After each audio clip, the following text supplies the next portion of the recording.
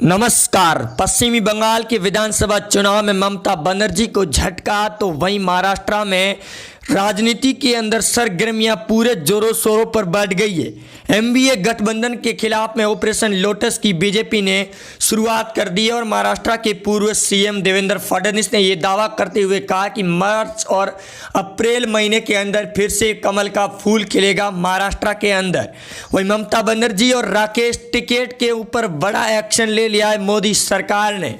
पश्चिमी बंगाल के विधानसभा चुनाव में ममता के नेता लगातार इस्तीफा देकर जहां भाजपा को ज्वाइन कर रहे हैं तो दूसरी ओर राकेश टिकैत को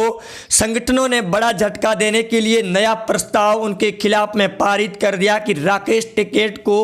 विदेशों से फंडिंग की जा रही है। जिसके बाद में खालिस्तान के लोगों के खिलाफ भी उन्होंने पीएम मोदी और गृह मंत्री अमित शाह से लिखायत में शिकायत दर्ज करवाई है कि राकेश टिकैत एक तरह से कृषि कानून बिल के खिलाफ में नई साजिश रच रही है। पिछले 3 महीनों से ऊपर का समय हो चुका है, लेकिन किसान आंदोलन गाजीपुर बॉर्डर और टिहरी बॉर्डर पर डटे हुए लगातार राकेश टिकैत हर एक राज्य के अंदर पहुंचकर जहां सभाएं कर रहे हैं तो उसके बाद महाराष्ट्र सरकार ने पूरी तरीके से राकेश टिकैत को उधेड़ कर रख दिया है। तो अब खुद महाराष्ट्र शिवसेना और एनडीए गठबंधन में बड़ी चिंता शुरू हो चुकी है। शरद पवार और अजीत पवार को लेकर बड़ी खबरें सामने आ रही है, जहां उद्धव ठाकरे के साथ में संजय राउत ने ये बयान देते हुए कहा कि बैठकें शुरू हो चुकी है और जिस प्रकार से कांग्रेस पार्टी अपने हार का मुंह देख रही है और अपना वर्चस्व खो रही है, उसी प्रकार महाराष्ट्र के अंदर भी एनडीए गठबंधन के अंदर बड़ा भूचाल आने के संकेत मिल रहे हैं। और अगर उद्धव ठाकरे और एनडीए गठबंधन के संगठन और इस पूरे के खिलाफ में अगर महाराष्ट्र में बीजेपी का ऑपरेशन चलता है तो फिर 60 गोड़कर ऑपरेशन लोटस के तहत विधायकों के करीब 45 इस्तीफे सामने आ सकते हैं या पार्टी को छोड़कर बीजेपी पार्टी का दामन थाम सकते हैं। जिसके बाद में 105 सीटों पर जीती भाजपा पार्टी, जो महाराष्ट्र में सबसे ज़्यादा सीटें हासिल करने के बाद भी सरकार नहीं बना पाई थी, लेकिन अब मार्च और अप्रैल 2021 के अंदर फिर से अपनी सरकार बनाएगी भाजपा पार्टी। और पीएम मोदी से लगाकर गृह मंत्री अमित शाह ने लगातार राज्यपाल भगत सिंह कोश्यारी भी अब एनडीए गठबंधन पर दबाव बनाना शुरू कर चुकी है। एनडीए गठबंधन को लेकर भी लगातार चिंता शुरू हो चुकी है। तो राकेश टिकैत के खिलाफ बड़े तौर पर एक्शन जारी हो चुका है गृह मंत्री अमित शाह के द्वारा। पश्चिमी बंगाल के अंदर टीएमसी पार्टी को उखाड़ने के लिए गृह मंत्री अमित शाह से पार्टी के राष्ट्रीय अध्यक्ष जेपी नड्डा भी पहुंच चुके हैं पश्चिमी बंगाल के अंदर, जहां कांग्रेस पार्टी को लगातार बड़े से बड़े डबल झटके भी दिए जा रही है। किसान आंदोलन को लेकर लगातार ये चर्चा में चल रहा था कि गुजरात के अंदर भी जीत वही हासिल होगी जो पंजाब के अंदर कांग्रेस पार्टी ने किसान आंदोलन के तहत ताबड़तोड़ बैटिंग की थी। लेकिन गुजरात और पुडुचेरी के अंदर बीजेपी पार्टी की सरकार बनने के बाद कांग्रेस पार्टी ने पूरी तरीके से अपना वर्चस्व खो दिया है। वही दोस्तों, अगर आप भी चाहते हैं कि महाराष्ट्र के अंदर बीजेपी की सरकार बने और फिर से कमल का फूल खिले तो वीडियो को लाइक और कमेंट बॉक्स के अंदर जय भाजपा जरूर लिखें। संजय राउत और उद्धव ठाकरे ने एनडीए गठबंधन के बाद तिल मिला उठे और लगातार केंद्रीय मंत्री रामदास अठावले के द्वारा दिए जा रहे बयानों के बाद शरद पवार, अजीत पवार और भी कई बड़े नेता जो एनडीए गठबंधन के अंदर 60 गोड़कर 3 पहियों की सरकार बनाई है, इसको बचाने के लिए बड़े तौर पर अपनी बैठकें शुरू कर चुके हैं। संजय राउत ने चिंता जाहिर करते हुए बयान ये भी दिया था कि महाराष्ट्र के अंदर भी सरकार गिराने के लिए भाजपा ने ऑपरेशन लोटस की शुरुआत कर दी है। पश्चिमी बंगाल के अंदर भतीजावाद और ममता बनर्जी भुआ भतीजावाद के अंदर पूरी तरीके से अब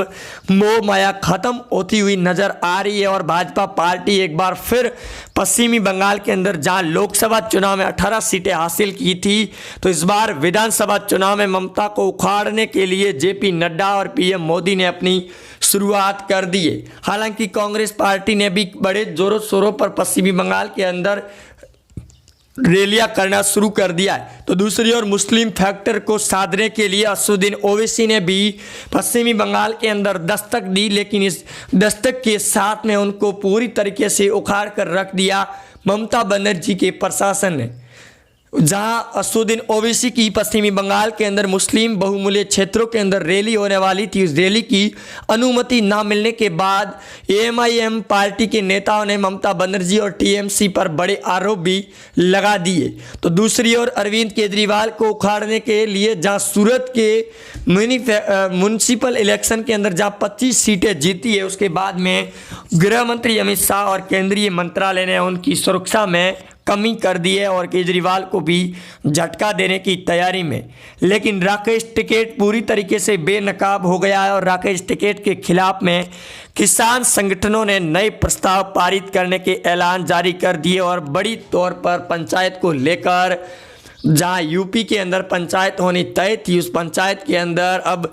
जहां एक तरफ से कांग्रेस पार्टी के नेता जहां पंचायत में शामिल हो रहे हैं, तो उनके खिलाफ में नेताओं ने अपने बयान देने शुरू कर दिए और किसान संगठनों ने भी बयान देते हुए कहा कि राकेश टिकैत कांग्रेस पार्टी हो या फिर विपक्ष की पार्टियों के साथ में मिलकर बड़ी साजिश रच रही है। वही किसान आंदोलनों को लेकर आज राकेश टिकैत ने 26 फरवरी का सबसे बड़ा भारत बंद का ऐलान किया था, लेकिन वैसा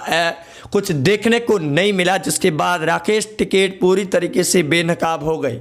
और अब राकेश टिकैत का नया प्लान और किसानों के साथ में लगातार बैठ के और पंचायत लेकर वो बयान दे रहे कि एक ट्रैक्टर लेकर सदन का घेराव करेंगे और दिल्ली के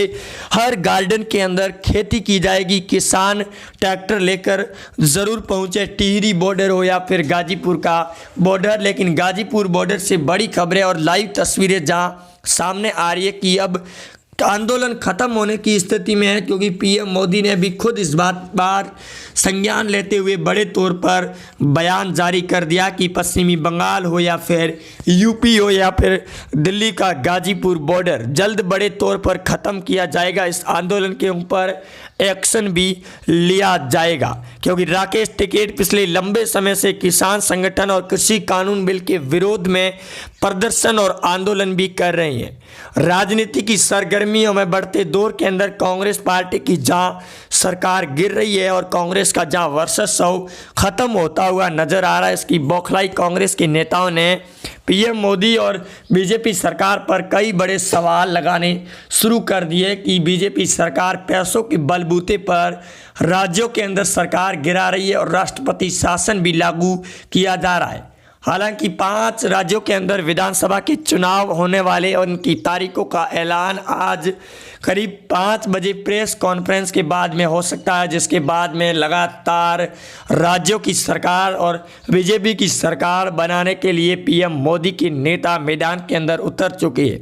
लेकिन सबसे ज़्यादा फैक्टर पश्चिमी बंगाल के विधानसभा चुनाव में देखने को मिल रहा है, जहां ममता बनर्जी के नेता और ममता के सांसदों के द्वारा भरी सदन के अंदर इस्तीफे दिए जा रहे, जिसके बाद ममता पूरी तरीके से बौखलाई हुई नज़र आ रही है और एक तरफ से बीजेपी पार्टी के लिए वो बड़ी चिंता के तौर पर एक ताकत के रूप में खड़ी नज़र भी आ रही है, क्योंकि ममता को टक्कर देने के लिए भाजपा पार्टी ने बड़े जोरों शोरों पर तैयारी शुरू कर दी है। पिछले 2021 का सबसे वर्ष शुरू हुआ है, उसके बाद में पश्चिमी बंगाल के अंदर बीजेपी के नेताओं ने डेरे डालने शुरू कर दिए और ममता के खिलाफ में आंदोलन छेड़ दिया है पश्चिमी बंगाल के अंदर। वहीं पश्चिमी बंगाल की जनता को लेकर भी कई बड़े मोदी सरकार ने फायदे भी पहुंचाए और योजनाएं भी लॉन्च की है, जिसके बाद कांग्रेस पार्टी ने गृह मंत्री अमित शाह और पीएम मोदी पर भी बड़े बयान देते हुए लोकसभा सदन की कार्रवाई में भी कई बड़े बयान दिए थे कि जहाँ पीएम मोदी ने दाढ़ी बढ़ाकर रविंद्रनाथ टैगोर की तरह दाढ़ी बढ़ाई है, लेकिन रविंद्रनाथ टैगोर की तरह होना बड़ा मुश्किल है और उनके जैसा स्वभाव भी होना चाहिए। तो दूसरी तरफ गृह मंत्री अमित शाह पर भी बड़े बयान देते हुए कांग्रेस ने आरोप लगाए थे कि पश्चिमी बंगाल के अंदर गृह मंत्री अमित शाह रविंद्रनाथ टैगोर की कुर्सी पर बैठ गए, जिसके बाद में काफ़ी ज़्यादा विवाद भी देखने को मिला था। सामना मुखपत्र के अंदर लगातार ऑपरेशन लोटस चलाए जाने के लिए खबरें शुरू हो चुकी है और संजय राउत भी लगातार यही बयान दे रहे कि महाराष्ट्र में सबसे पहले ऑपरेशन लोटस के चलने से पहले अपने सभी विधायकों को एक जोड़कर पकड़ के रखना होगा, अन्यथा कभी भी ये बड़ा एक्शन और बड़ा झटका लग सकता है महाराष्ट्र की सियासी राजनीति के अंदर, क्योंकि राज्यपाल एक तरफ से लगातार एनडीए गठबंधन की सरकार पर दबाव पिछले 3 महीनों से बनाने शुरू कर दिए। हाल ही में राज्यपाल भगत सिंह कोश्यारी के द्वारा उद्धव ठाकरे को बड़ा झटका देने की तैयारी में है। तो महाराष्ट्र के अंदर विधानसभा अध्यक्ष की नियुक्ति और चुनाव को लेकर एनडीए गठबंधन में बड़े जोरों शोरों पर चिंता भी और विवाद भी चल रहा है। और क्रॉस वोटिंग होने के बाद में अगर बीजेपी के विधानसभा स्पीकर नेता बन जाते हैं तो ये कांग्रेस और एनडीए गठबंधन के लिए भारी झटका होगा, क्योंकि इस झटके के बाद कभी भी एनडीए गठबंधन के अंदर फ्लोर टेस्ट होने के आदेश जारी हो सकते हैं, क्योंकि एक तरफ राज्यपाल लगातार दबाव बना रहे हैं और जैसे ही विधानसभा स्पीकर पर अगर बीजेपी के नेता की नियुक्ति होती है तो ये शिवसेना के लिए बड़ी चिंता की बात भी होगी और सरकार गिरने के और भी नए शुभ संकेत भी मिल सकते हैं, क्योंकि बीजेपी के समर्थन में अब कई बड़े नेताओं के बयान आने शुरू हो चुके हैं और महाराष्ट्र में एनसीपी के और कांग्रेस के कई बड़े नेता बड़े तौर पर आंदोलन छेड़कर बीजेपी का दामन थाम सकते हैं या फिर एनडीए गठबंधन से इस्तीफा भी दे सकते हैं, क्योंकि उनके खिलाफ लगातार कांग्रेस ने भी दबाव बनाना शुरू कर दिया है शिवसेना सरकार के खिलाफ में।